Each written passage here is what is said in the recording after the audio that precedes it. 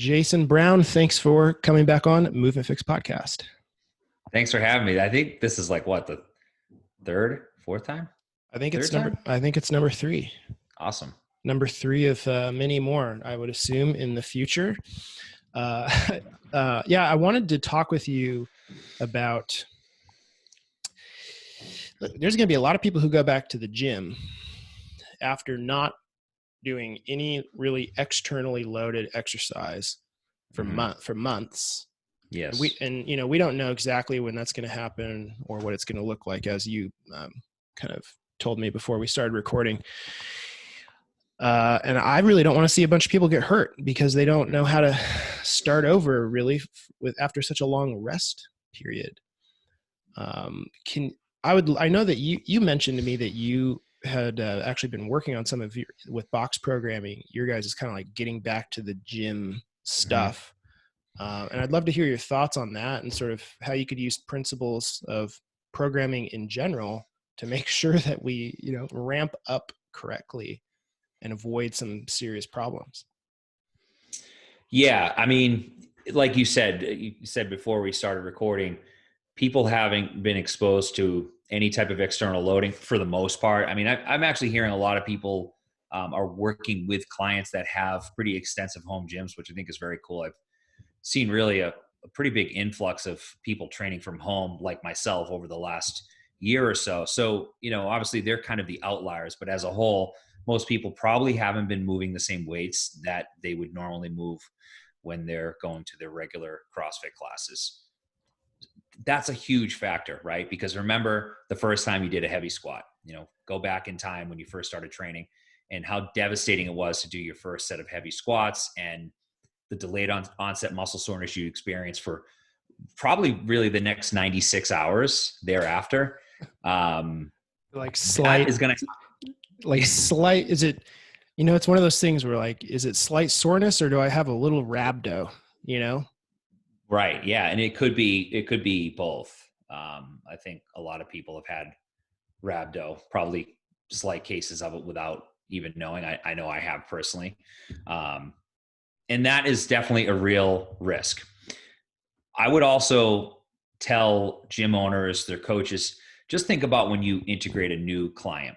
You bring them in and hopefully you have some sort of on-ramp process where they're getting acquainted with you, your facility, the essential movements. They're going through their initial workouts.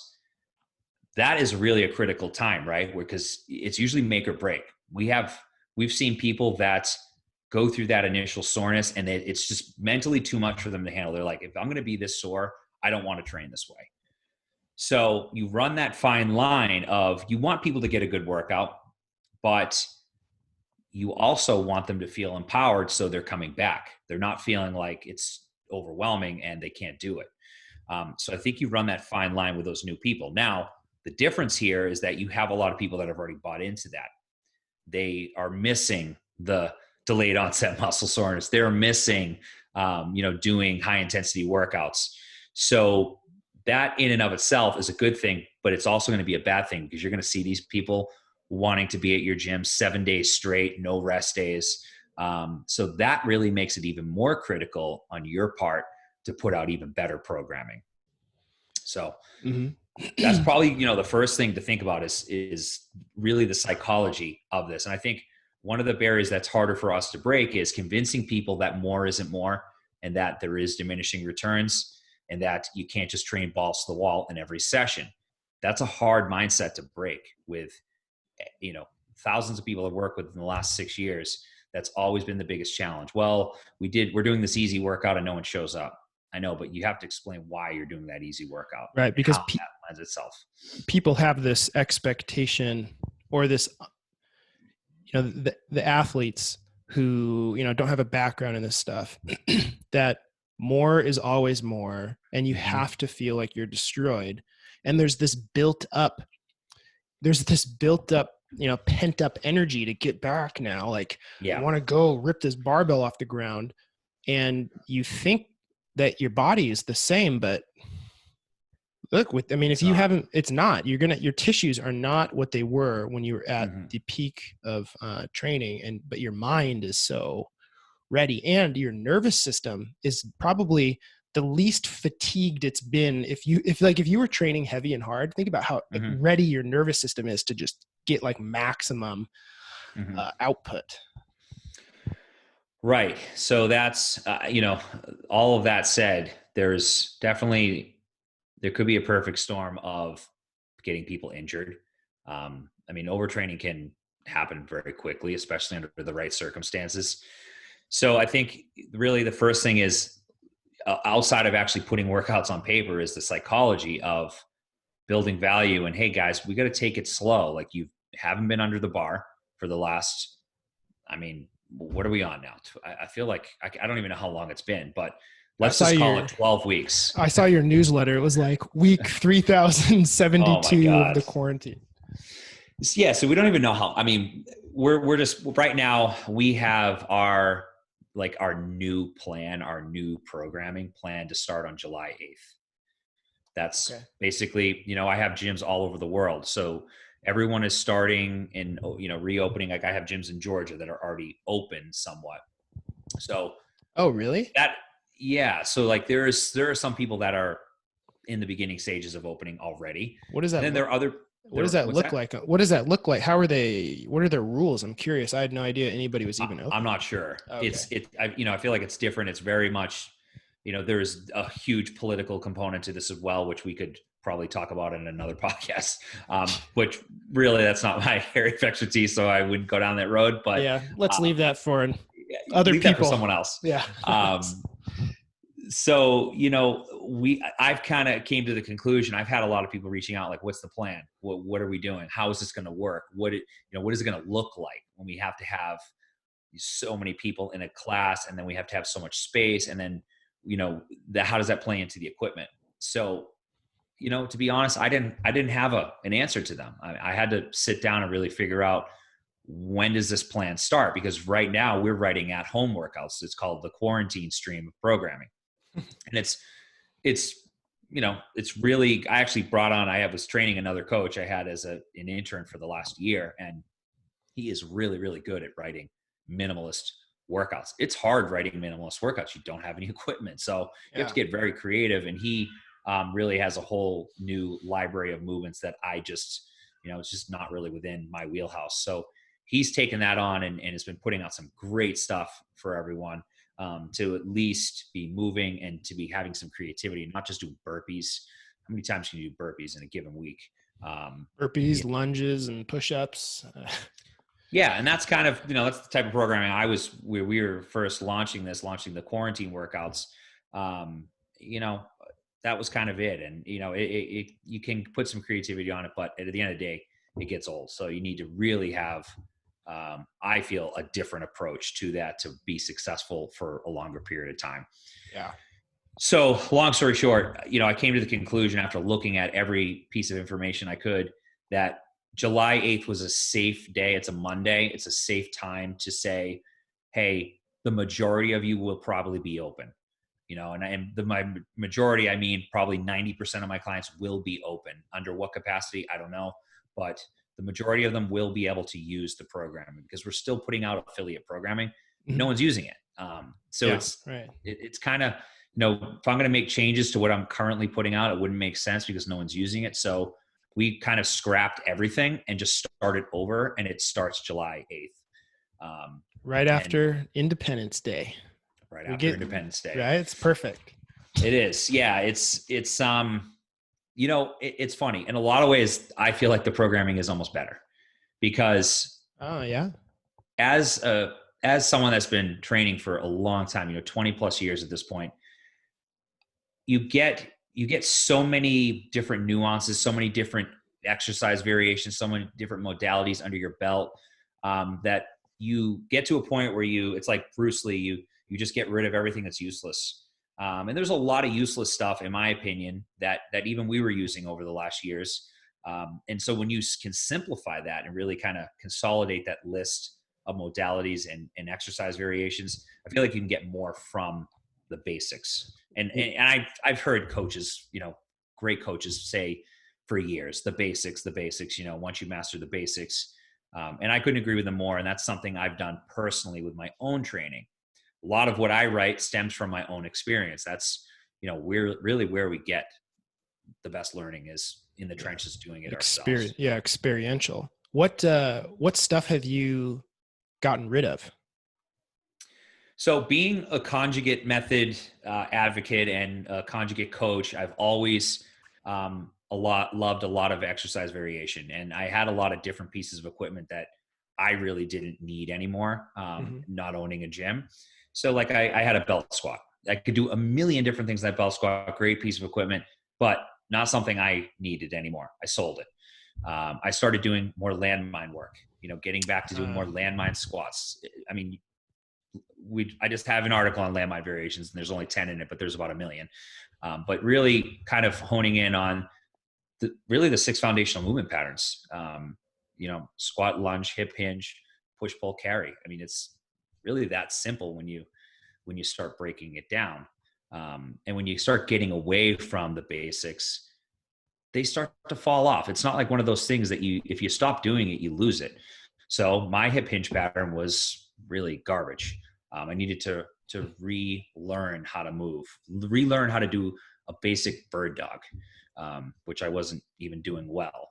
What were you doing the basics? What were you doing wrong in the hinge or in the bird dog? Like what was going on? Well, I mean, I was going into hyperextension. I was, having a lot of rotational force. I mean, I wasn't staying very symmetrical.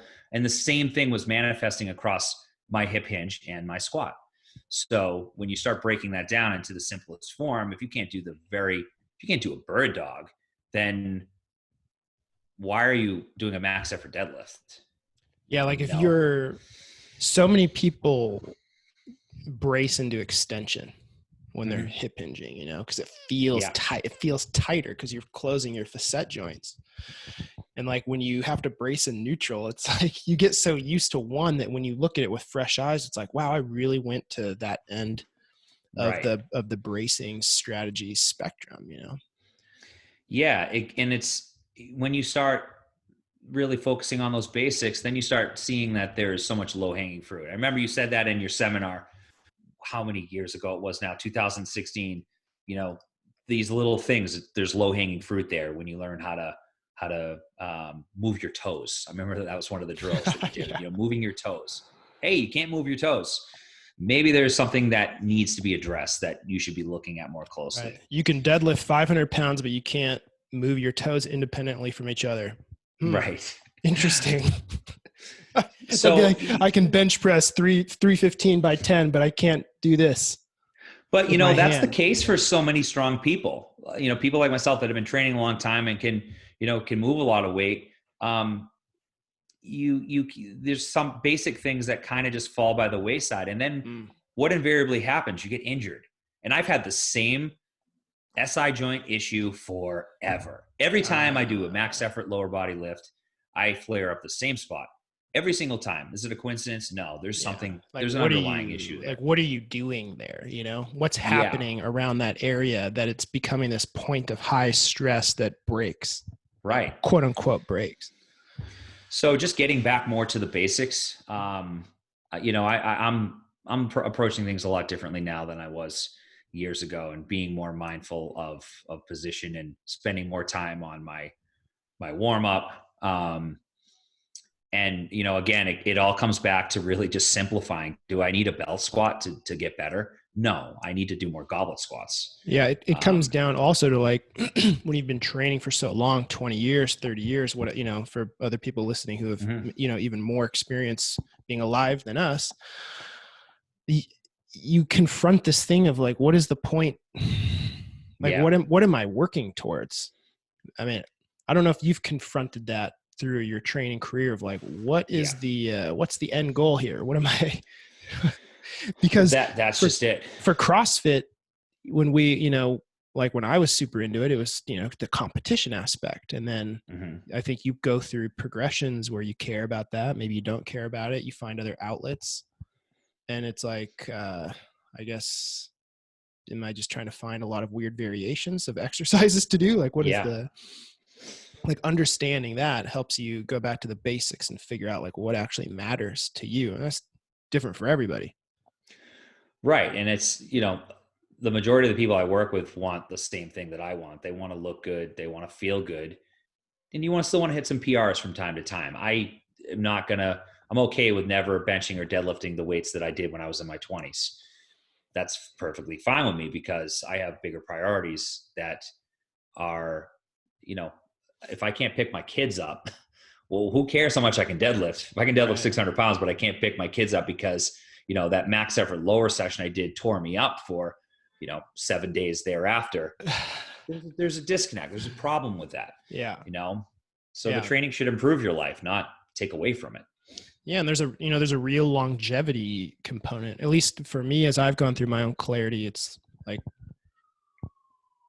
I want the greatest longevity at the highest level of physical function. And I don't want the short-term peaks of that to take away from it's basically maximal area under the curve of function and feeling good, Right. And that is the basics. So kind of what I'm hearing from you is like, hey, if you own a gym, I think someone's having a birthday party in our neighborhood.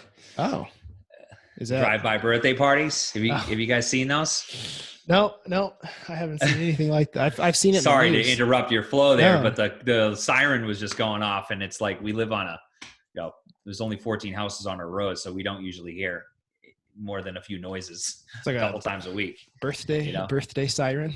Yeah, there's like a brigade of cars driving by right now. Anyways, I'm sorry. Continue with what you were saying about the longevity piece. Well, so during the siren session, I kind of switched from the longevity piece to like for people who own a gym, right? This is a real opportunity to lead the members of your gym in terms of like, hey, look, we're going to refocus we're going to basically take the whole gym through a on-ramp. Yes. And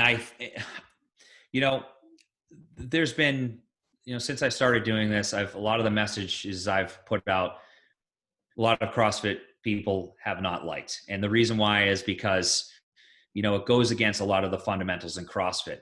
But at the end of the day, we're trying to help people perform better in life, not in CrossFit. And that message gets totally diluted. And people forget that it's not about how many kipping pull-ups you can do. It's about how you feel, how you look, what type of energy levels you have. And I feel like all of the performance pieces have kind of just taken precedence. I read something not that long ago where, where was it? It was a review on me on box programming. And, someone posted, my gym is switching to this and how do you guys feel about it? And they say, well, I feel better and I can perform better, but some of the workouts aren't that hard. But I will say I've never been injured, And so for me, it's kind of a win, but again, there's a psychology piece because if you can perform better and you feel better, but some of the workouts aren't crushing you, we've done our job. You're getting better with the least amount of dose of training. The minimal effective dose, as Tim Ferriss says. So that's the message that these gym owners should be preaching. It shouldn't be competing in CrossFit. That is totally a moot point, in my opinion. No one wants to compete in CrossFit. There's very few people, if you're looking at the total numbers, statistically speaking, that want to in CrossFit or, things outside of it. The overall goal for anyone that walks in your door is to look better, feel better. And that's just where start with it, instead of building it around the goals, which are to be better at CrossFit. Yeah, it is interesting, right? Like if your goal is, it sounds like maybe they didn't even clarify in their own mind what their goal is, right? It's like, feeling like a workout destroyed you. Is that what you care about? And like, why do you want that? Maybe it's just a feeling of suffering, right? And it's like, I like what you said about the energy levels. I don't think people really think enough about monitoring their energy levels outside of the gym and understanding that is a result of partly of what you do in the gym. Like going to the gym should not, unless you're competing at a certain level and you have specific goals, it shouldn't make outside the gym where you're just like, oh man, I can't do anything. Like Yeah. I'm so tired. It's like, you're doing something wrong. Either you're not eating enough, or you're eating, the wrong quality of food, or you're pushing your body too hard and it's not aligning with what you're like, Mm-hmm. what your members or what you are trying to accomplish. So it's funny you brought it up like that, because I always refer to the story my wife tells. Before she met me, she was doing CrossFit and training pretty hard. And then we continued to train hard after we met and we opened our gym. And, fast forward to, I think, 2015, 2016, where we really were getting, making things kind of more streamlined with using the Conjugate system as kind of the basis of what we did. And then now, fast forward to present day, she looks back on those times and really didn't even realize that she felt like shit back then. She just thought that that was the norm. Like, hey, I'm supposed to feel drained. I'm supposed to feel beat up. I'm supposed to, want to take a nap every day at 2 p.m. And now the way we train, the performance is actually better. I can do CrossFit better now than I ever could, which is ironic because I don't do really any classic CrossFit anymore. And the same thing with her. But the way we feel, I don't have, I don't have any shoulder issue. I'm not rubbing my shoulders throughout the day because I did 150 chest to bar pull-ups. And, her energy levels are night and day compared to what they used to be. So, those are the types of stories that you hear from people. And it really does come down to understanding how the body uses energy, number one, which is people write dissertations on bioenergetics. That could be its own area of study. But if you think about it as, the nervous system as, if you keep taking and not putting anything back into it, eventually there is a point where you do start to go backwards. That has been scientifically proven. That's not my opinion. There is a point of diminishing returns. I mean, they did a study on it, and I think it was 4 days, was a study that they found that after that point, people got no better. And eventually they actually start to get worse. It doesn't happen right away, but eventually after 4 days of hard training, they start to go backwards and detrain. So Just I 4 days. forget where I saw that. I saw that from Joel Jameson. Yeah. 4 days in a row of hard training. And then it was like, you got to rest. Yeah, they got no better. So it's like me telling you, I might even have the same conversation on the last podcast, but if you can work less time and make more money, who wouldn't do that? And it's the same thing with training. It's just that our mindset, our psychology, our society has told us that we have to do more to get more. You have to work harder to make more money. And, right. And that's not the case either. I'm a living proof of that now. And more I've studied, the law of attraction. You learn that these things, the things that you push hardest for, you actually push further away. So, that's a whole other thing. But I think kind of like the crux of what we're talking about here is that there is a huge part on the coach to really build value in getting back to the basics, learning how to move, do foundational movement patterns with resistance now, squatting with, you're using loads. Should you be working on a PR? No, you shouldn't. You should be working on, just basic progressive overload. You can still have variety to your training. We still have plenty of variability. But one of the things that I think that has happened with CrossFit gyms is that there's too much variability. They don't do the same lift enough. So we'll do 3 weeks of the same lift. This cycle, or I hate to even call it a cycle, but this cycle that we're starting in July, we're doing front squat for 3 weeks. We're doing sumo deadlift for 3 weeks. We're doing close grip bench press for 3 weeks. We're doing some strict pull-ups for 3 weeks. Because you know what? We've had no exposure to that stuff leading up to it. We need to work on just building slowly, building some consistency. And then, as we start getting more consistent, we can start building some load. And you can build better motor patterns over, if you do front squat and then you don't do it again for 12 weeks, how are you going to get better at that? Yeah, it's like too random to get an adaptation, because you have to stress to get an adaptation. It's not one time. Right. Yeah, I mean, that is, I think, one of the biggest issues also. Well, I think there's several, which you are obviously addressing with your programming. It's tough because you have to really get the buy-in. You have to really, And we, with the individuals, we actually, it's funny, I guess it's not funny, but it's interesting. We launched our individual training this past December. And, not knowing what was about to come, I'm very grateful that we did, because it's, another leg of our business. But our individuals, we do 2 weeks of the same assistance work. So, they're going to see the same variations for 2 weeks in a row. I found that in 2 weeks, and this started with me personally, because I experimented with 4 weeks, with 3 weeks, with 2 weeks, with 1 week. With 4 weeks, I lose motivation. 3 weeks is kind of at the point where I'm like, I'm ready for something new. 1 week is not enough to find out if a variation really resonates with me. 2 weeks is kind of the sweet spot. I'm always doing better the second time around doing that variation. My movement is better. I'm getting, even if I'm using the same load, I'm getting better range of motion. So I'm getting new soreness. Like if I did a RDL on week 1, I do that same RDL on week 2. Second time around, I'm always getting better range of motion, and I'm getting new levels of soreness.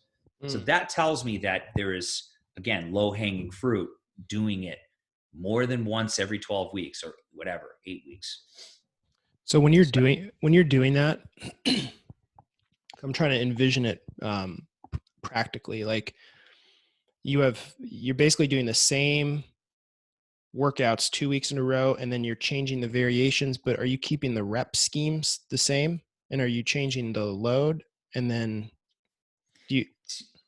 Yeah. So for our assistance exercises, so everything that we do after our main lift. So say we're doing a front squat is our main lift, and then we're doing some RDLs, some unilateral exercise, maybe some lunge variation, and then maybe we have some type of core component in there. Maybe it's a farmer carry. I will program that the same exact rep scheme. And I actually, sometimes I'll put a goal a little bit, go 5 pounds, 10 pounds heavier than last week. But I usually don't, because I don't want people to get fixated on, I need to go heavier or I'm not getting better. I just want them to do better. And you know what? By virtue of just programming the same movement, same rep scheme, people are getting better range of motion.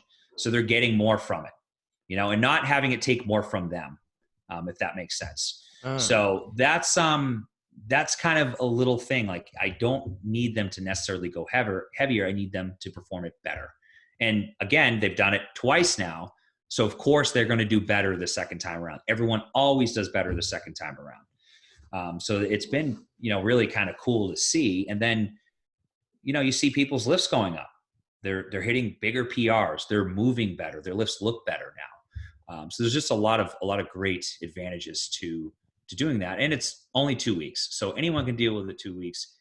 After that, it gets tricky based on the personality. But I think we've come to the conclusion that I think 2 weeks is the sweet spot. I don't want to do things more than 2 weeks. So I'm not going to ask anyone to do things more than 2 weeks. So like after, just as an example, so after those 2 weeks, what kind of, like, how big of tweaks are you making to the programming? It might be pretty big. The variations might be completely different. The structure might be completely different. But, the structure of our program design using Conjugate stays the same. So we're still doing, max effort lower, dynamic effort lower. Those are still on the same days. But the structure of those days might change. If we're doing a max effort for a pull pattern, that's going to dictate how the rest of the session goes. We're probably not going to do a whole lot of heavy pulls after a heavy pull. It wouldn't make sense. So we usually do probably some more knee dominant type stuff. So there is a lot of variability to how that is structured, but there is also a lot of commonality to it too. It's not, it's not going to be completely out of left field where people are like, hey, what's this all about? They can kind of understand the structure and how things come up the way they do. Got it. So when it comes to this sort of, hey, we have an opportunity here to take a fresh look at our programming as a gym. Are there any things in particular that stand out of like, hey, maybe we shouldn't jump right into doing this lift or this lift? For me, what comes to mind is like a lot of like ring work and kipping pull-ups and things like that, where there's some vulnerabilities of the joints that should be considered. What comes to your mind? I'm curious. That's how our programming is outside of, coronavirus. So I would agree with that. I think, again, let's learn the basics. Let's squat, hip hinge, lunge, push, pull, carry. We don't need to spend 8 weeks doing an Olympic lifting cycle. Get people stronger first. Their Olympic lifts will go up just by getting stronger. It always happens that way every single time. I've never seen someone's lifts not go up without, from not getting stronger. If they get stronger, the lifts go with it too. It's just how it works. So when you can spend the time just focusing on building people's foundations with lower skill, again, we tell you, like you said, no ring. You don't need rings to get stronger or to, to have fun training. You can do the basics and do them very well and get a lot from it. And then that translates to other things too. Yeah. I think if people like just ready to get on the rings and pop up and do a muscle up and they don't, like the coordination is gone, some of the tissue strength and the neuromuscular control is gone. It's like, it makes me think of a conversation I had with Tim Gabbett, who does a lot of research on workload and the acute to chronic workload ratio. And it's like right now is getting back into the gym is the time to really get the base of work performed with, like you said, low skill set before we start trying to really ramp up. Like it's time to build a solid foundation of well-performed lifts, not at the highest possible level that you could do, right? It's not time to go try to max your deadlift and your squat and do your heaviest power clean. And I could definitely see wrists being an issue for people going back into Olympic lifts. You haven't had your wrist in loaded extension. You try to crank that up. Yeah, that's not a good recipe for success. So I think this should be the case for programming year round. I think for general population in a group setting, we have to really rely on what we know to be true. And that's that people want to look better and feel better. You can still have novelty. You can still do CrossFit. You can still do the Olympic lifts, but you have to build the foundation before you build a house. And the foundation is general strength work. That's done with small exercise. I hate to say it, but you need to do triceps extension. You need to do direct arm work. This is a conversation I know you and I have had, and I've written about ad nauseum at this point. That stuff builds the foundation. Strength is the foundation. It's not conditioning. Conditioning only model is ridiculous in my opinion, because it negates the ability to be resilient and to do conditioning, to go for a 5K run or to, do any type of aerobic work. You're going to be more resilient and better off if you have strength in place first, so you can manage the wear and tear of doing that type of work. So at the end of the day, this is a great day, or a great time rather, to build up people with general strength work. And again, lots of dumbbell work, lots of single joint exercises, the basic 6 foundational movement patterns. You can't go wrong with that stuff. And start building value and tell people, hey, don't worry as much about hitting PRs or pushing load. Let's just really work on rebuilding your motor patterns and getting you in better position, because this is going to set you up for the long run anyways. Yeah, it's what a great opportunity to look freshly. I think, again, the psychology is the hardest part for the gyms, because they have to get buy-in. That's the biggest challenge of what I've been doing, is my message goes through so many people. So if it was just coming from me, I would love to go to any one of my gyms and talk to their people and tell them why. I would love to do that, but obviously I can't do that. So when my message goes through 3 or 4 different people, and maybe the 4th person doesn't really believe in my message, maybe they're just like, you know what, I still think we should do, couplets, triplets, 1 strength day a month. It's tough because they're not really projecting that in the right light. So people are thinking like, hey, well, why don't you train this way? Well, I got to do my comp train because, I really need to make, I need to win this online, I guess online now, but this local competition. So that's really a tough part of it. If you're not going to get buy-in, if you're not training this way or living, leading by example. So right now you have a blank slate. You can start over. If you have people that are really bought into doing high skill work and they want to do the beat downs and hero workouts every day, now is a good time to really flip the switch on them and say like, okay, guys, I know we did things this way, but we have a whole new world of opportunity right now. We're going to take advantage of it. And this is how we're going to do it. We're going to do the basics. We're going to do them really freaking well. And we're going to get you stronger by doing lower demand exercises that you can ramp the volume up, but not have to worry about being sore for the next 4 days.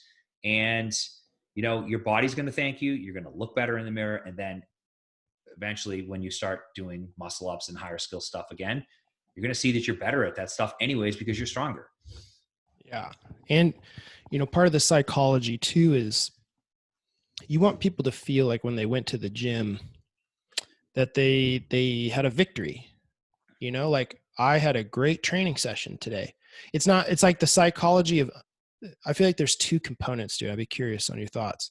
One component is understanding psychologically why we need to ramp up, but the other part is the psychology of feeling like I had a great session today, and I had like this victory feeling of like, okay, I had a great session. I did what was written. Like if there's written workouts that are really hard and then you do, it's like, oh, before the quarantine, my Murph time was 27 minutes, and then we did Murph, and now it's an hour, and then it's like, oh, I'm so out of shape. And like, that's not a motivating thing. It's like, you need people to feel like good about, okay, we're back, we feel good, not, oh, look how much I've regressed. And that's one of the things I've always found with CrossFit. People always refer back to their former self, like what they did. And I did this, I was guilty of this myself for years. I always thought about the weights I pushed in my 20s, just, different metrics, different things that you had that were successes back when you were at your peak. For everyone, it's when they're in their 20s or maybe it's even in their 30s. But that's a tough one because again, there's such a psychological component to what coaches do. It's more about disconnecting with their people and saying like, hey, don't worry about what you did when you were in your 20s or even before quarantine. We're starting fresh. And it's exciting to start fresh. When you start a new training program, when you start a new diet, it's exciting. So that's, I feel like, what we should focus our energy on, not the what was one, what I did for my Murph time back in last year or 2019. We didn't worry about the here and now. You're here training. That's a win in and of itself.